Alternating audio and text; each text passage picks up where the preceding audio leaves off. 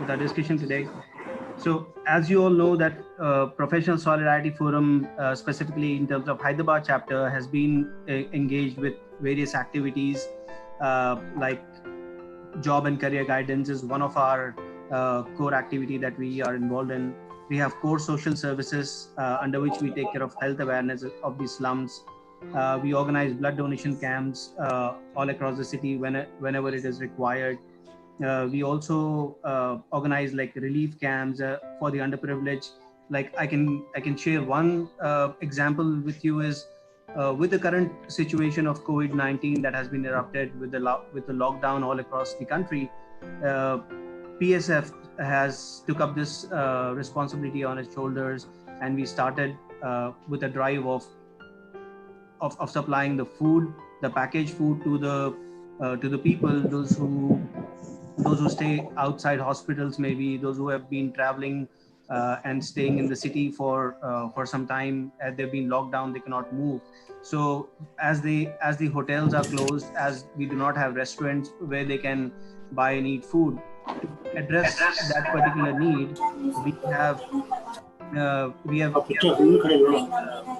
we have initiated the food drive, to which we are meeting ये live चल रहा है, देख अपन भी अपन पार्टिसिपेंट बन गए है ना.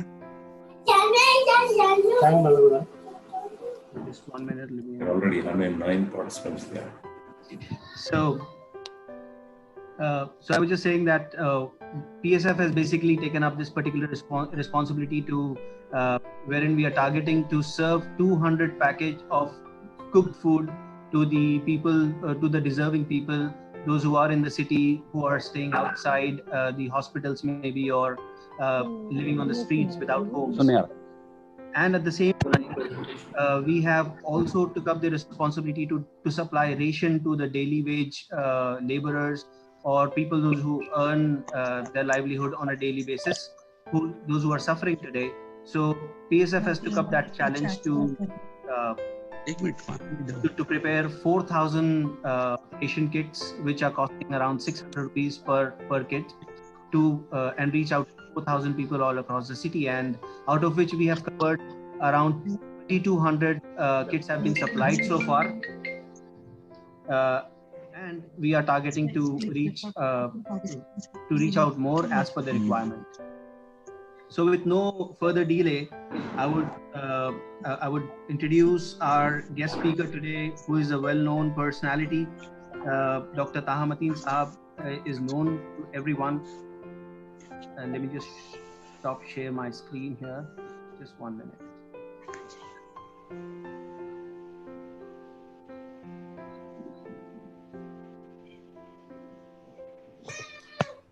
So, as you all know, Dr. Taha Mateen Saab has been is basically from the medical profession. He's a medical doctor by profession, and we all know that he has been a social activist all across his career as well. Like, apart from just being a medical doctor, he has dedicated his life towards community services and uplifting the downtrodden, and he has been involved with various community activities. He has his social responsibilities also include, he's been a secretary of Millat Relief Trust, Bangalore. He is the president of Medical Services Society of India. He is also an executive member of Doctors for Humanity. He is also a director of HBS Hospital, Bangalore. So I'm not taking much time to introduce him, because he's a well-known personality, and his introduction will... The voice is too low. We are not able to listen properly. A little higher voice would be appreciated. Okay. Thanks for the feedback. So I'm handing over the mic to Dr. Taha Mateen Saab. Let's hear from him about our today's topic, that is preparing to rebuild for a post-pandemic world. Dr. Taha, over here. All right. Can everybody hear me loud and clear? Yes, it is loud now. Yes, doctor. All right.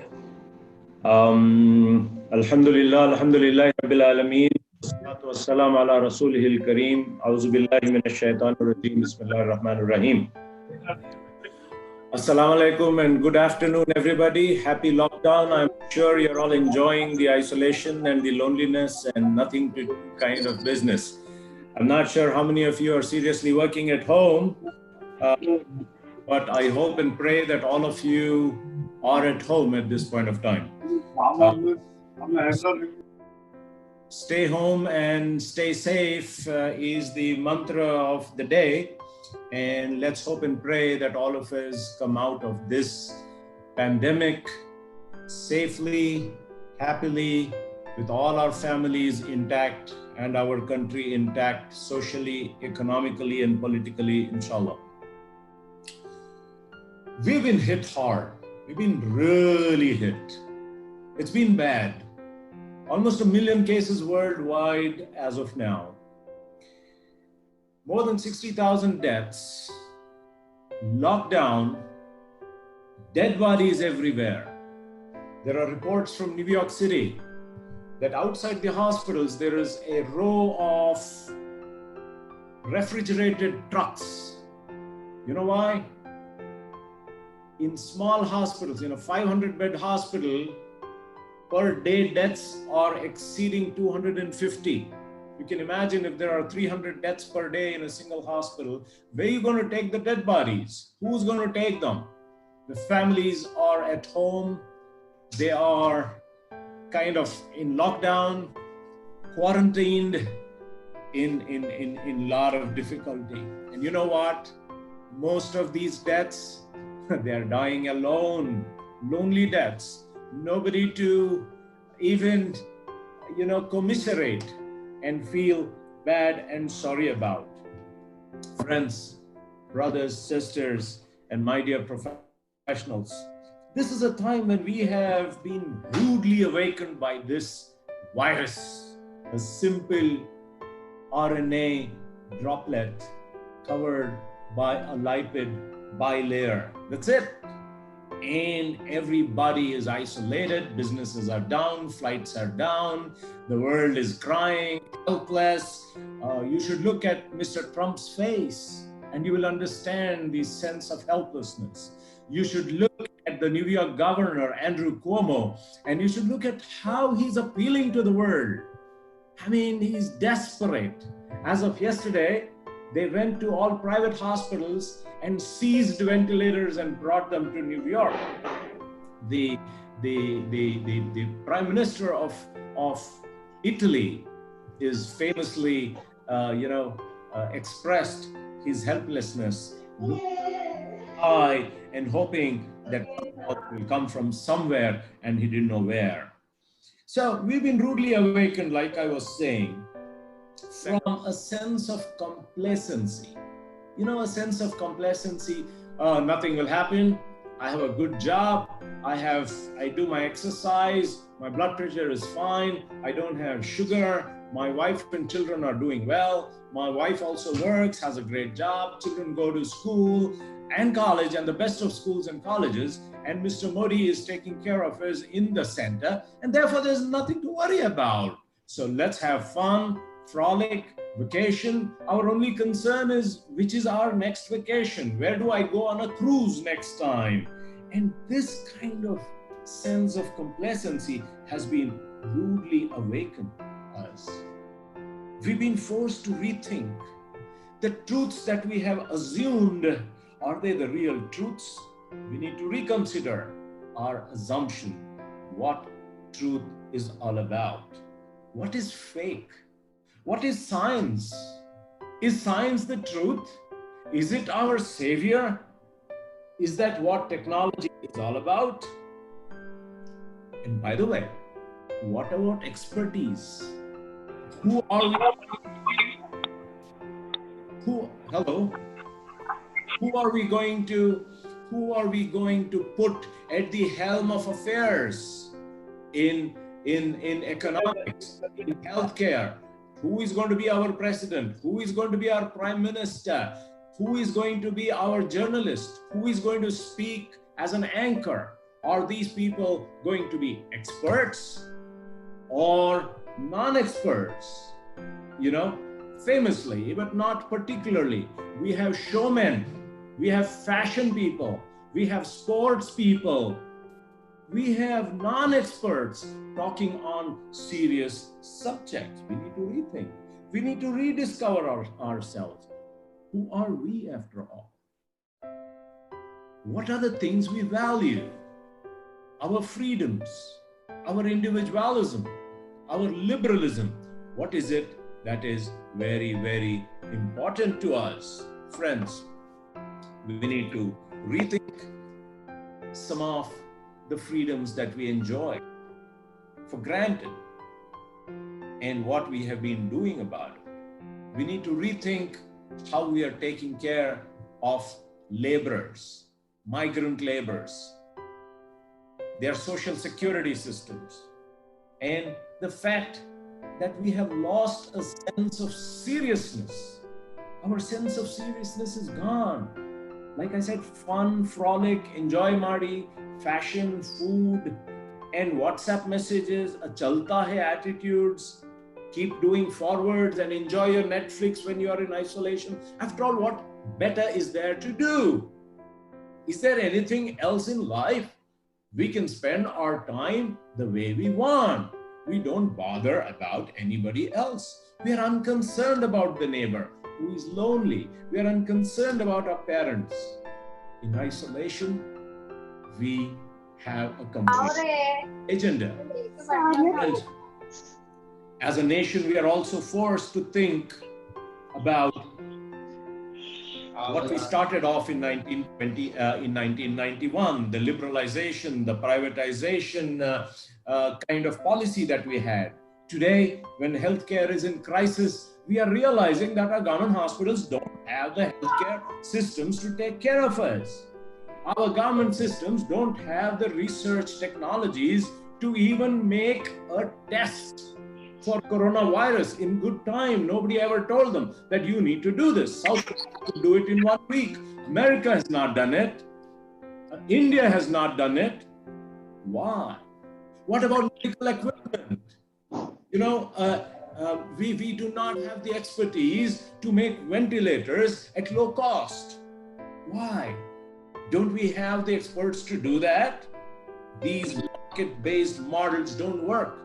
We are asking people, you know, the administrator can mute all the phones from his laptop. We don't have to kind of leave it to the freedom of people. Could you please switch off all the, mute all the mics, please? Yeah, thank you. So the market-based models today that we live in need to be questioned. Education. You are asking people to kind of stay in the, not to go to the mosque. And people don't agree. There are people who don't obey on that. Ram Navami, people don't obey. There's a person who comes with a sword at police, which says, go back, maintain your social distance. People disobey. In Bangalore, there was an assault on healthcare workers who were going there to help them, but people don't obey and make the spread of the virus easy. And that is simply because we have not educated them. We have not created a school infrastructure that can educate people. We have privatized education. We need to rethink about this. And you know, when dengue fever or dengue fever, whatever you want to pronounce, has come into India in a big way, all the charlatans, all the quack medicine makers, they have created medicines out of papaya leaf, out of bitter gourd, out of neem leaves, and some intelligent fellow has made a powder out of it, God knows what it contains, and calls it Kari pill, Karyapat Patta. What kind of nonsense is going on in our country? There are all kinds of Babajis. We don't have a scientific temperament. And when time comes, you will realize how dangerous outsourcing has all become. We need our own domestic supply chains. We need our masks, our N95 masks made in India, by Indians, for Indians. You will realize how Make India is so important. And then government is frantic today about checking social media for COVID-19 because all kinds of false messages, unscientific temperaments, superstitious beliefs are going around the country. We did not stop the media when they were doing fake news. We did not stop the media when they were promoting superstitions. And now we're concerned because our lives are at stake. And therefore, friends, a scientific temperament, when we have a pandemic like this, other than lockdown and social distancing, we need technology today. We need testing, not ganti bajao, tali bajao, diya jalao. Come on, this is the time for testing, sir. Nobody's asking these questions. Why don't we have this kind of a scientific attitude and temperament to these things? The virus is not going to go away. We are professionals. We need to be asking the right questions and not take people for granted what they are doing. We need hospitals today. We need schools today. We need All India Institutes of Medical Sciences today, not statue banao. We're not going to make statues, man. Give us some schools, give us some universities, give us some research centers, give us some, top-notch hospitals, professors, doctors. Today, this is a very funny thing. All our technology, all our Star Wars kind of machine guns and satellites and missiles, nothing is working. Nothing works on the damn virus. You know who they're turning to? To hospitals, to doctors, to nurses, who've been neglected so badly all these days. Teachers, heavily neglected. And we need to understand that we need to rethink about it. And science, friends, there has been so much corruption in science. It has lost its credibility. You know, we need to stop talking about plastic surgery and how our great ancestors did plastic surgery and flew planes. Let us talk sense. Our politics, the corruption, the light on facts kind of discourse must go. Friends, our communal virus, that's something fantastic that happened in India. You know, you can't believe it. They have put a communal color even on the virus, man. How silly can we be? Does the virus know religion? It has actually brought our humanity into solidarity, understanding that virus knows no religion. So friends, rules that we have lived by will not apply anymore. You know, we thought if you don't pay one EMI, we are finished. That's not true anymore. 3 months moratorium. They are letting you go off it. We thought if airlines stop, something is going to happen. No, nothing's going to happen. Schools can't stop. Exams can't stop. Everything can stop. Human life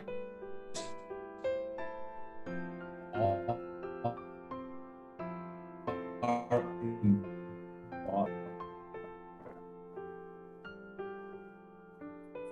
Friends, our purpose is what our values are. Is there any accountability? Are we responsible for what we do? Can we spend our money the way we want and nothing will happen? Can we spend our time with whichever Prime Video we can see, whether on Amazon or on Netflix? The choice is ours. Pornography, whether we want to marry, whether we want to live in, anything can be done. And no need to question, is this who we are? Friends, the first thing the virus has exposed is our utter helplessness. A very interesting thing to note is the virus has devastated the most technologically advanced countries, China, America, France, Germany, Britain, and Italy. They are the technologically most advanced. What is it telling us? What are we finding out from this phenomenon that we see? Friends, science and technology have limitations. Our knowledge is limited, and billionaires are not going to come and help us. All the Adanis and the Ambanis are all locked up in their holes. They cannot help the country. They're useless people. We were proud of our billionaires, but our limitations have been exposed. We need to be reminded. We need to be reminded that all the power we have, all the strength we have is not our power. We must be reminded that one day we were nothing. We were nothing. We were drops of semen one day. Does anybody remember that? Do you know that? Have you forgotten that? That you were a drop of semen? And now sitting here and using technology and talking big and showing muscles and showing the strength and our power. You are made of mud, damn it. आपका कोई ताकत नहीं है. आप तो पानी के खतरे हैं. आपको बिठाया गया है. आपकी गर्दन नहीं खड़ती थी. आपको बाथरूम का कंट्रोल नहीं था. You did not have that. Somebody gave that to you. You are not able to see. You are not able to hear. You are not able to think. You are not able to walk. The earth has been kept stable for you. The sun has been made for you. You don't have that capability of getting that light for the day. Otherwise, you would have been darkness. You would have been freezing. We need to understand that we have forgotten something very important. That we have been given this. I want to bring an interesting example here. Does anybody know that he was born to a mother? That he was one day in a dark chamber in a mother's womb? He could not think, he could not see, he could not even cry. And then one day, the uterus, the womb, suddenly started expelling him and saying, contracting and saying, get out, get out, get out. Where do you get out? There's no exit. There is no exit for this. And how do I get out? Do I put my hand first? Do I put my feet first? Do I put my bottom first? Do I put my head first? How do you get out of that chamber? Without planning. Friends, somebody planned for you. And you know what? All of us exited perfectly, successfully. Haven't you seen that plan? Did you plan? Did you know? And when you came out like the most important person that you are, you were given fresh, warm milk. Exactly what your eyes needed to grow, exactly what your brain needed to grow, exactly what your limbs and bones needed to grow. All that was concocted and produced, and your honorable self was welcomed with that elixir of life in a warm state, not too hot, not too cold. You forgot this. You forgot your creator? What kind of a person are you? So friends, let us get humble. Let us submit ourselves. Let us know that we have been created and by ourselves we are nothing. These pandemics come to remind us. The Quran so eloquently says, وَهُوَ الْقَادِرُ عَلَىٰ أَن يَبْعَثَ عَلَيْكُمْ. He is the one who is up above and who is powerful, who can get a very hardship on you, a pandemic on you, from above or from below. He can sink the water and you are helpless. He can send a wind and you are helpless. He can send a disease and you are helpless. He can stop the food. He can stop the rain and you are helpless. It is important that we create a humble self, and that will rebuild a post-COVID scenario. All these days, we were not thankful. We were not looking at the water and say, are we missing? Something went wrong. Okay. We are not looking at the water and saying, thank you, God, for everything that you gave us. Friends, we need to understand that science, just leave it. We need to understand that science is not everything. There is something. Can you hear me? Yes, we can hear you. We can see you. All right. Thank you very much. There was some confusion here. So we need to understand that science is not everything. There is something beyond science. There is a physical law and there is a moral law. Moral law is something that we need to understand. Moral law is an unseen law. There is an inner voice that science can't record. There is a mind's eye that you cannot see. And that morality is something that we have forgotten. And therefore, we have forgotten our values of honor, of respect, of bringing justice, of compassion, charity. Look at our country. The gap between the haves and the have-nots, exposed so evidently by the lockdown. Lakhs of people walking on the streets, lakhs of people hungry. I don't know how much food you are distributing. In Bangalore, we are distributing lakhs of food packets, and that is not sufficient. Friends, we have forgotten the poor. We have forgotten something called chastity, morality. We have been irresponsible in how we spend our money. We have been irresponsible in our liberal attitude, in our individualism. We have forgotten our social responsibility. Women, children, parents, old age, destitutes, neighbors, forgotten. It's all about me, I, and myself. We have forgotten the trauma of mass consumption. The trauma of mass consumption. You know, the market economy has screwed the whole world. There is so much pollution around. The trees are being cut. The animals are being disturbed. The moment we brought this lockdown, what did we find? We found dolphins in the canals in Venice. We saw otters getting out of the water in Singapore.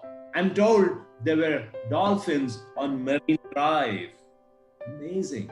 We have screwed nature so badly. We have been so greedy, so selfish, hoarding up, not thinking about the other person. Think about it. Think about it. How could we do this to our country? Why are we not frugal and austere? Why don't we share and care and worry about our neighbors, our families, friends? There's another thing that got exposed in this COVID business, and that is something funny. Government can't do it all. It needs civil society. It needs non-governmental organizations. It needs private sector. It is only with a federalism like this, with national solidarity like this, with an interaction with civil society, and not by diktat, not by fascist ways, without engaging with civil society, without engaging with non-governmental organizations, without engaging with the private sector, we cannot function as a vibrant society. We need to put all these things together. We cannot continue like this without ethics in governance, without responsibility and accountability, without the knowledge that somebody is watching up there. There is somebody more powerful than what we think it is all. We need to understand that. In business, you can't be corrupt. You can't give all the airports to one man and one company and one group. Come on, guys, we are a country of how many? 1,400 million people, 1.4 billion people. Is there only one person who can run the airports? All of us are fools here. We need to ask the right questions. Unfair attitudes, where one person hoards it all, gets it all, lakhs of crores in NPAs, in the banks, the Yes Bank crisis. Why did that happen? We forgot something very, very important. We forgot our Creator. We forgot accountability. We forgot responsibility for our actions. Friends, we are all responsible for what we do. We cannot forget that. When there is injustice happening somewhere, if we don't respond to that injustice, that's not fair. We can't be closeted in our own world. We need to be wondering and worrying about our neighbor, about social equality, about economic equitable distribution, about political representation. Friends, we all live in one ship. If the people at the bottom of the ship put a hole down there for want of water and the ship sinks, who is responsible? Who is responsible? If the people on top don't give water to the people on the bottom, they're going to put a hole in the sink. We need to understand that. We are all together. There is no rich man, there is no poor man, there is no Hindu, there is no Muslim, there is no Christian. We are all together sailing in one ship. We ought not to put all these boundaries and barriers which are so artificial. Everybody needs healthcare. Everybody needs education. We need law-abiding citizens. We don't need a fake news media. We need to control our social media. We need to be responsible citizens. We cannot watch all the pornography in the world and think nothing is going to happen. Nobody is going to watch us. Nobody is going to take care of us. Friends, we have abandoned our parents, neglected them, left them to be lonely. Yes, of course, with their permission. No parent would let you go without permission. This kind of a market-driven society, where the market tells you where you live, who you live with, how many children you have, how isolated you are, how busy you get, forgetting the rest of the world, and eat, consume. I want this, I want that, new car, new TV, new phone, change every day. You're screwing up the world, man. You're going to die one day, and you're going to face the Lord's questioning one day. The moral law says that you are responsible people. The inner voice of conscience tells you that. There is a voice. If we neglect that voice, if we suppress that voice, friends, tomorrow is going to be a different world. The economy, the politics, the social structuring, privatization, nationalization, media. This is a great opportunity for us to rebuild a beautiful world, a fantastic world, a nice world. Are you dreaming with me? Let us have a world which is just, equitable, friendly, parents, children, wife, our judiciary, our media, have friendly relations with neighbors. Not only neighbors who live next to us, neighbors who live in the city, neighbors who live in this country, and neighbors who are neighbors to our country. Oh, we don't like Pakistan. Okay, don't talk about that. Hey guys, that was India once upon a time. Let's join together. Let's shake hands. There are good people everywhere. There are bad people everywhere. In my religion, in your religion, in my country, in your country. Let's be together. Let's understand that we need to be humble. We need to be aware that we are not alone here. This world does not belong to us. We need to live a beautiful and a different world. This is a time to rethink. This is a time to rebuild.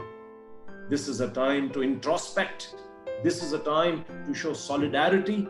This is a time to build bridges between the haves and have-nots. And that is what I see as the silver lining to this dark cloud. I hope and pray that our conscience is awakened. Our awareness is awakened.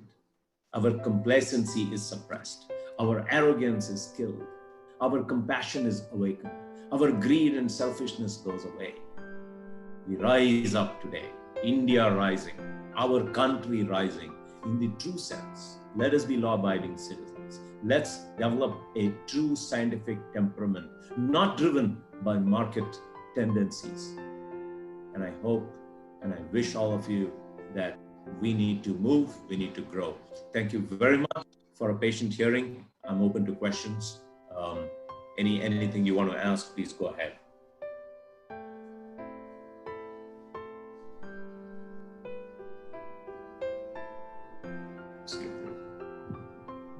All right. Raise your hands. Anybody who wants to ask questions, then you can ask.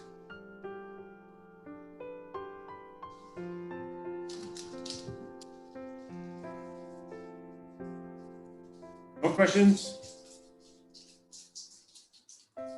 Ahmad?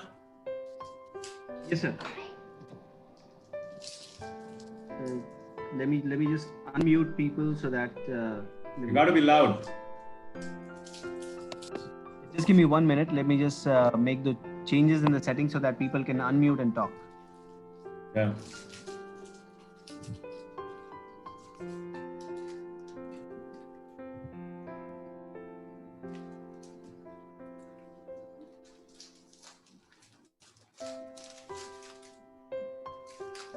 Everybody is probably muted.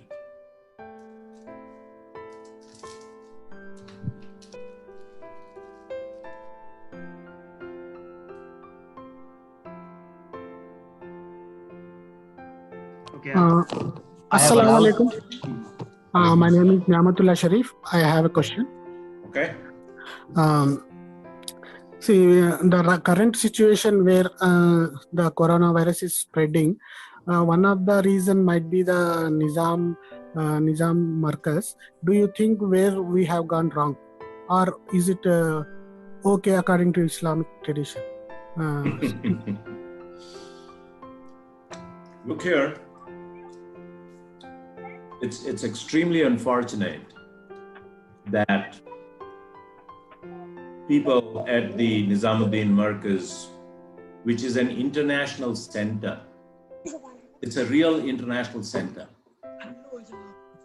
where people from different countries come in and live in one place.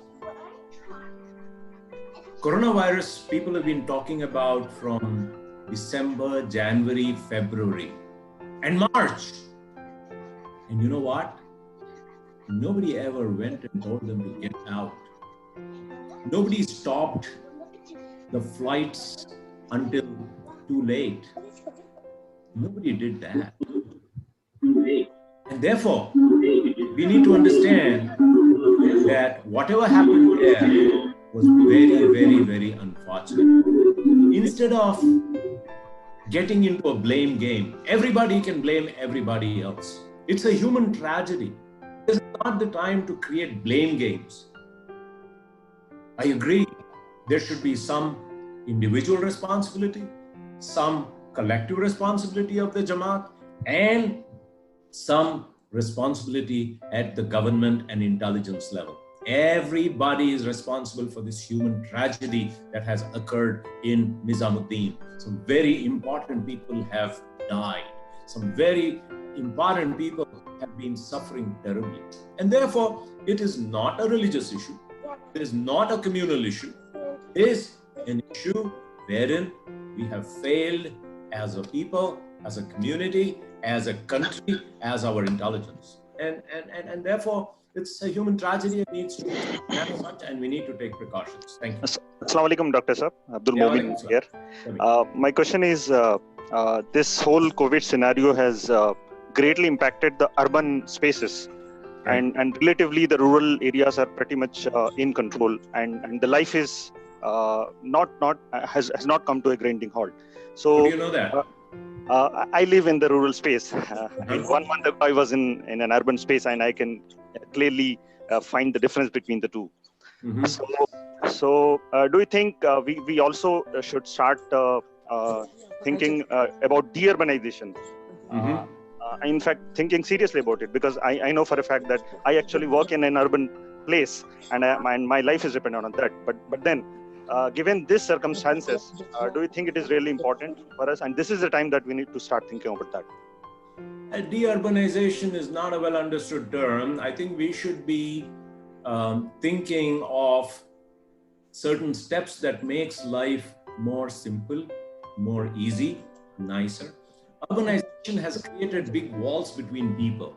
We have become unknown entities in a large urban space. I think those are the human aspects of urbanization that need to be humanized.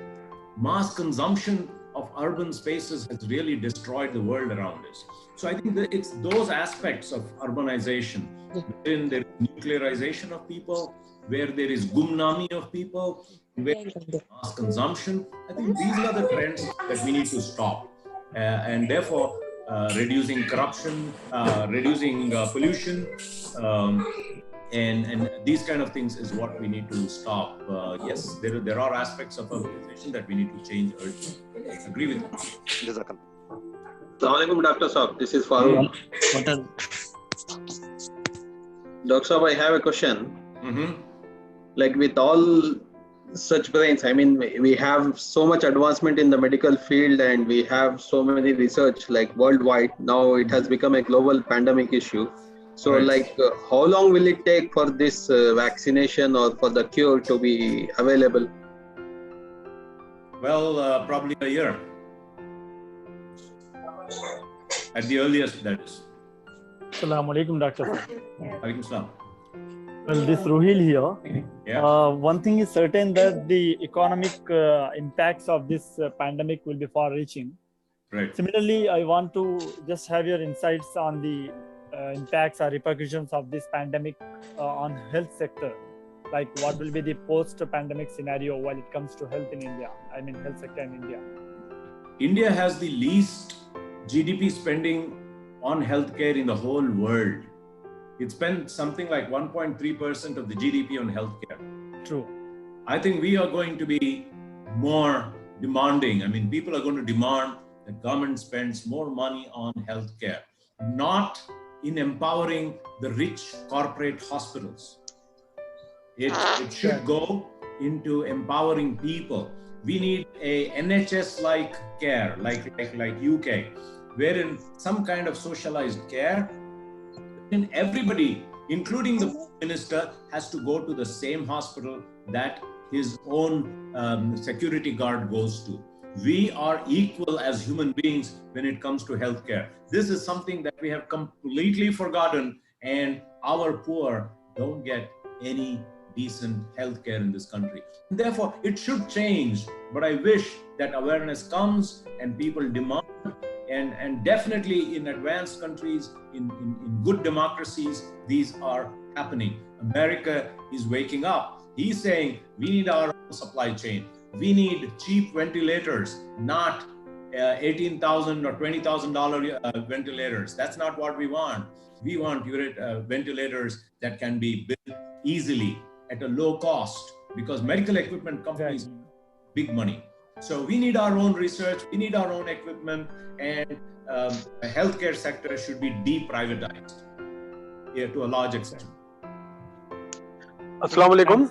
Alaikum salam. Sir, how to stop this negative impact of Islam from the media as well as from the social media? How to stop it? Well, You shouldn't worry about stopping it. You should worry about managing it.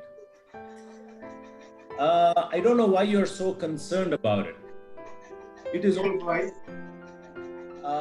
the most maligned people on earth. You know who the most maligned people on earth were? The most सबसे ज़्यादा media condemn किसको किया मालूम है आपको? जी. Who? Recently, on the Islamic only. No. Recently, in the whole world, in all history, who is the most maligned individual or people, set of people? Jews? Nope. Chinese, I guess. Ambiyas? I'm on a conference call. I'm on a different call. Yeah, I'll call you back. Yeah. Chinese? Is it Chinese? It is the prophets. It is the prophets. Okay, prophets. Oh. They were called liars. They were called bad omen. They were called husat. They were calling for every bad thing that happened in front of them. They were the best of people. But people in power always ridiculed them, plotted against them. They created stories against them. They made movies and dancers and band baja drama, creating propaganda against them. How did they respond? You know, we have forgotten those stories. We've been told, فَلَا يَحْزُنْكَ الَّذِي فَلَا يَحْزُنْكَ خَوْلَهُ إِنَّا نَعْلَمُ مَا يُسِرُّونَ وَمَا يُعْلِنُونَ. You know, many times it hurts only when we believe that we are very good people.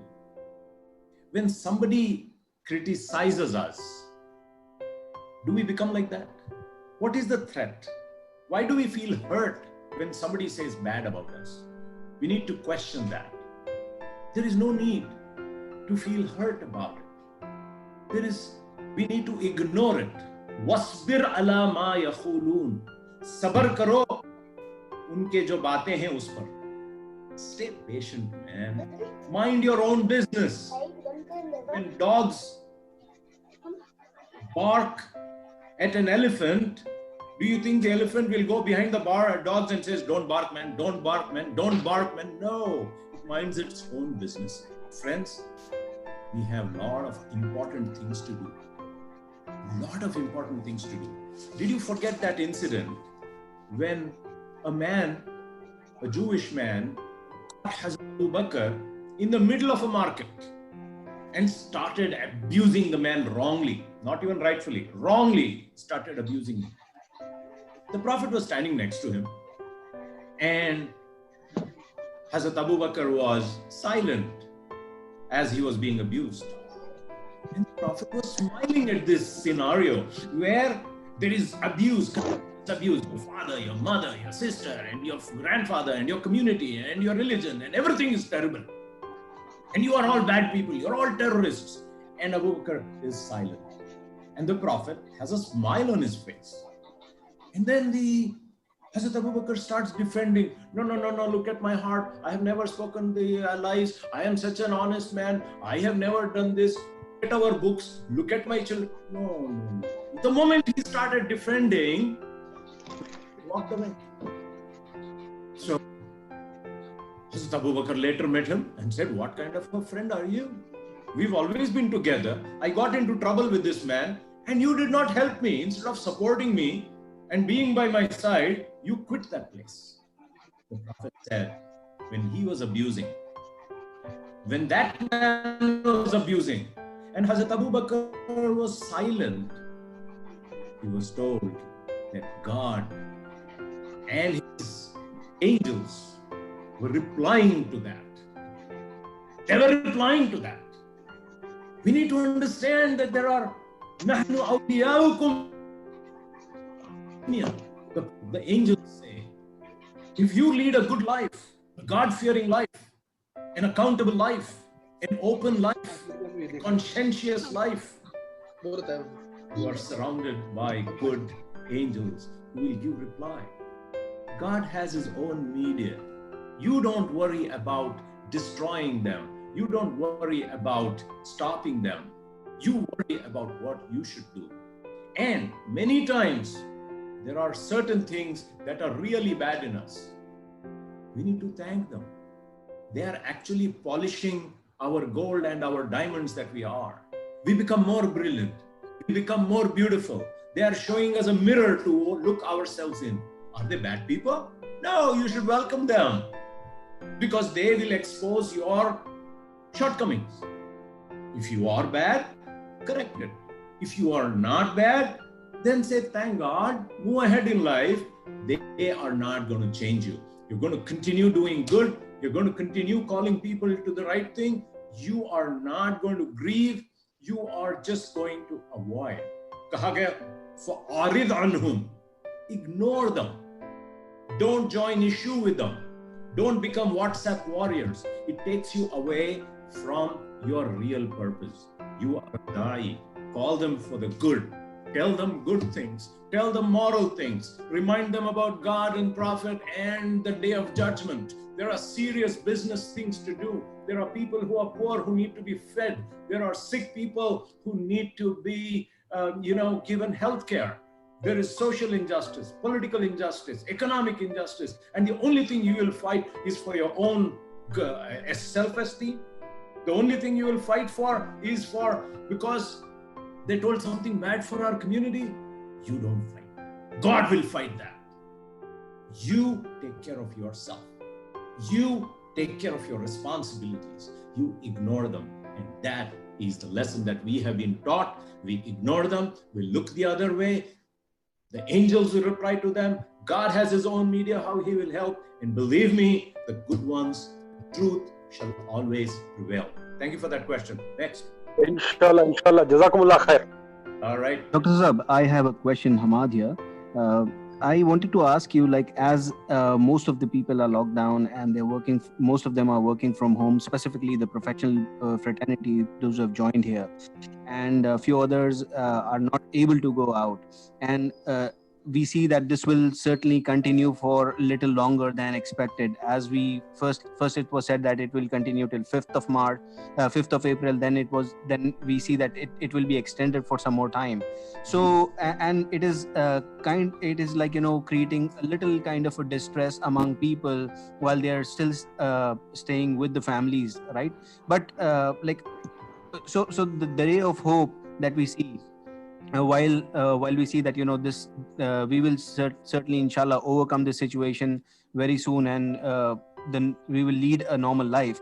So what message that you would like to give to our audience today with regards to, in a short way, to conclude this? Okay, I think the biggest tragedy in amongst people generally, and in the Muslim community specifically, I want to say, is we want to find fault in others.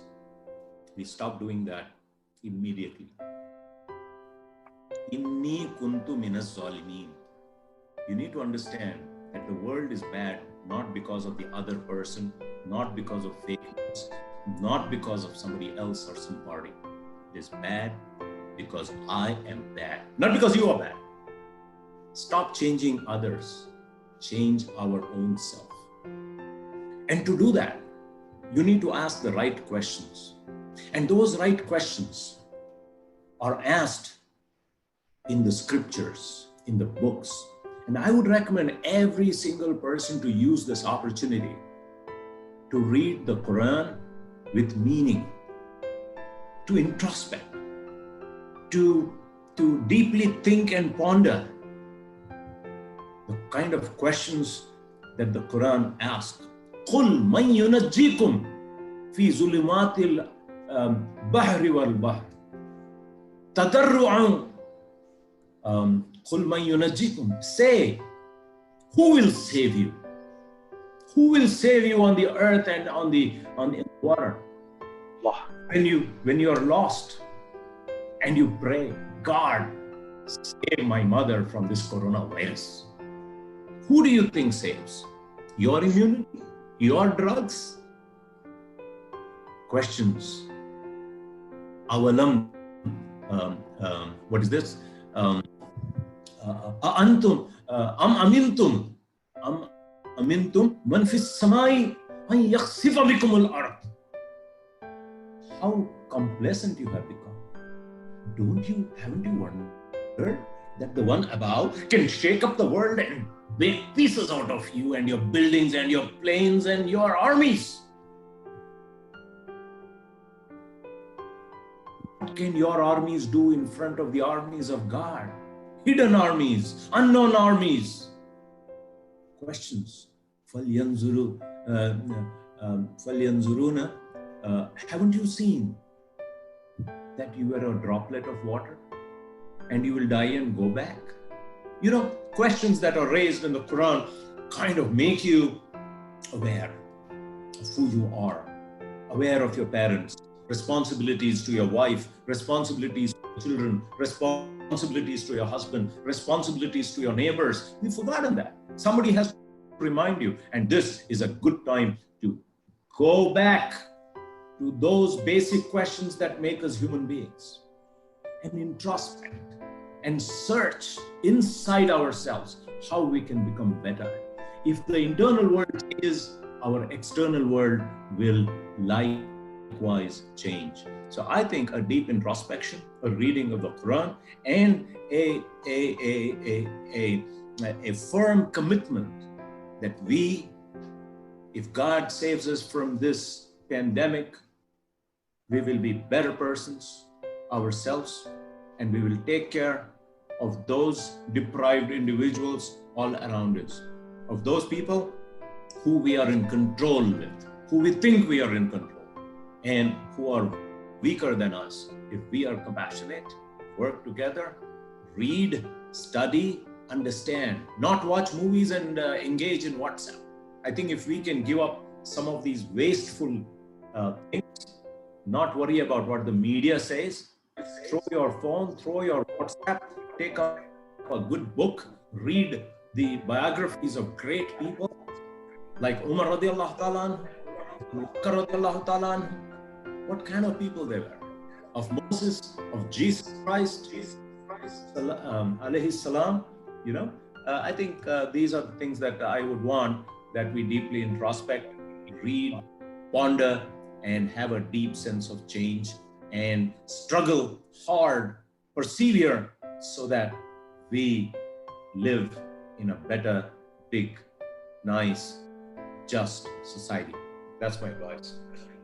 This is Dr. Khalid from Hyderabad. A small question for you, Dr. Saab, and it will be, I think, does someone have a question? We can allow this as a last.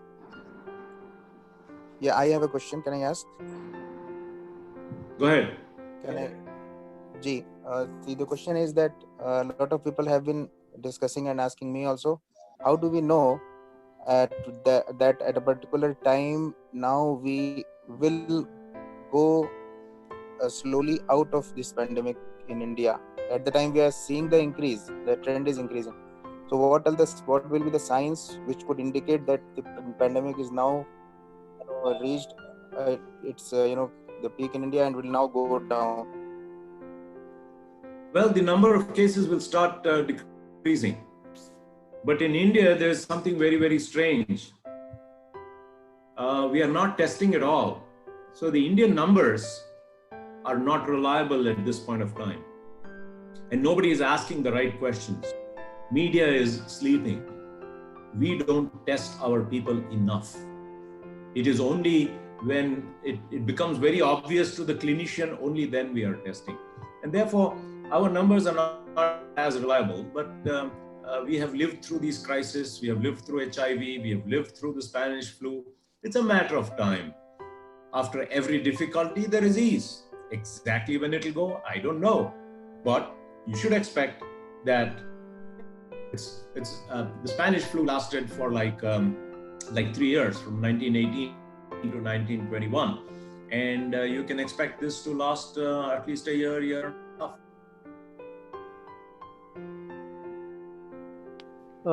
Sir, I have a small question here. One of the doctors in our neighborhood told that this pandemic is more, occurred in the countries in northern hemisphere than in the countries from the southern hemisphere. So I'd like to know your thoughts on this. Well, there are no thoughts on that. I mean, these are observations. The way there are two perspectives to it. One, look at it from a physical perspective, and second, look at it from a moral perspective. I told you the moral perspective, rather than looking at north or south, look at it that they are the most technologically advanced and powerful countries in the world, and get moral lessons from it, than to put your mind on issues that don't have good, decent, reasonable answers. We should not be wasting our time on and our mind and our attention space on those. Sir, can I ask one question? Because none of the ladies asked a question. Yeah, ladies first. Sir, what is, in the light of Islam, what is the duty of the primary healthcare providers? Because we see that there is a lot of scare among the doctors, particularly in India. The PP is not at all there, it's non-existent. So what is the responsibility of the doctors and healthcare providers? Can they avoid their duty at this time? Well, at this time, like I said, doctors and healthcare workers are the army that saves the nation. We are the front line. If there is a fire, what should the fireman do? Run away or take care of the fire? If a country invades India, what do you think our soldiers should do? Get scared and go into the barracks, or go out and fight there? This is not a time that we need to be in the safety of our homes. When the time comes, when the demand comes, go out there and work. And you know what? The mantra of a safe life is, if you try to save other people's lives, you save your own life. And that's the mantra. And if you have to die, that virus will come into Buckingham Palace. It will come into forts. It will come into all secure, the most secure locations in the world. And who said you have to die with a virus? Whoever made you think that only a virus can kill you? You can die right now, man, right now. Something can explode in your brain and you can die right now. Why are you so confident that only a virus can kill you? You are living every moment of your breath. Courtesy God. He has written when you will die. And therefore, getting excessively scared and going against your responsibility to humanity, to the nation, to everybody else, very unfair. Thinking that you control your life and death. You didn't come here by your choice. And you're not going to go away from here by your choice. Yes.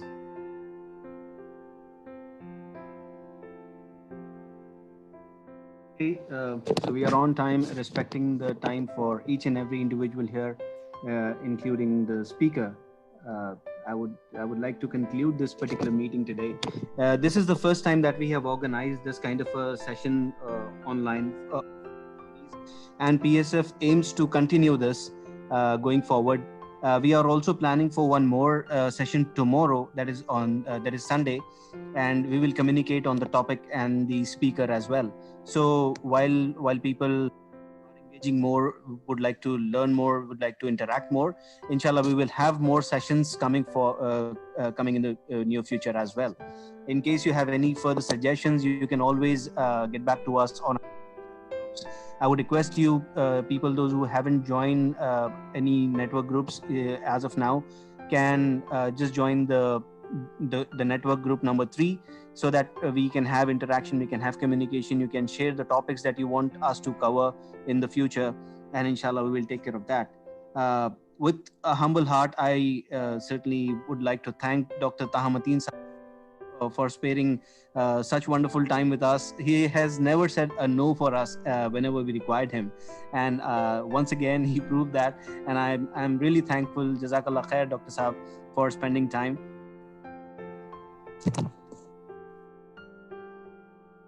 In it together. You were muted, Dr. Saab. Sorry. We are all in it together. Thank you very much for giving me this opportunity to interact with you. I think together we can plan a great future for this country, for all of us together, and for posterity and for our children. So let us work together, and we are all there for you. Yes. With all that, I thank each and everyone to find time to for this particular webinar today. Let's meet up. Let's keep meeting. Let's have some good interaction online while we are at home, while we are in the lockdown situation. And once we overcome this, yes, we always have a plan to meet up. So with all that, I thank each and everyone. So let's close this meeting today. Thank you. You're welcome. Assalamu alaikum wa rahmatullah. Wa alaikum assalam wa rahmatullah.